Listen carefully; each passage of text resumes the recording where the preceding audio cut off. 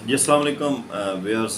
आज हम एक बेहतरीन नुस्खा लेकर आए हैं क़ुव्वत बहा के मुतालिक, जो हमारा इलाज का इलाज है, दवा की दवा है और ग़िज़ा की ग़िज़ा है। इंशाल्लाह हम कोशिश करते हैं कि ऐसे नुस्ख़ाजात आप कर दें जो आसानी से तैयार हो जाएं और जो रोज़मर्रा ज़िंदगी में इस्तेमाल होने वाली चीज़ें हैं उन्हीं से ही आपको नुस्ख़ाजात बताएं, क्योंकि वो रोज़मर्रा की चीज़ें इस्तेमाल तो करते हैं, लेकिन हर एक चीज़ का एक तरीक़ाकार होता है, एक वक्त होता है खाने का, इस्तेमाल करने का, जो कि बहुत फ़ायदेमंद होती हैं।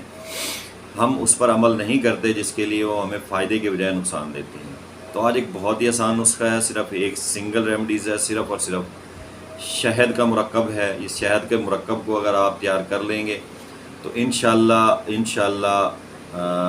मौत के आने तक आपको किसी दवाई की ज़रूरत नहीं पड़ेगी। ज़ोफ़े बा के मुतालिक, इंतशार के मामलात के मुतालिक या मिस्त्री में कुदरत ना रखने के मुतालिक। तो वो क्या चीज़ें हैं, कौन सी चीज़ें हैं?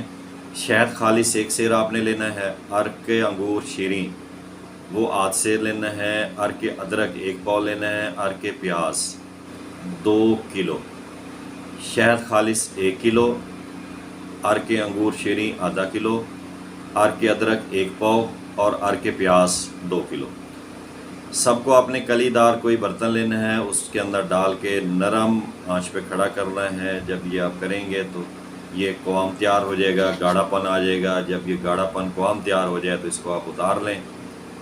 रोज़ाना जो खुराक होगी इसकी आधा छटाक होगी, गाय के दूध के साथ, नीम गर्म दूध करना है, उसके साथ आपने इस्तेमाल करना है। अगर इसकी मुदामत की जाए तो उम्र तभी तक क़ुव्वत बहाल रहती है।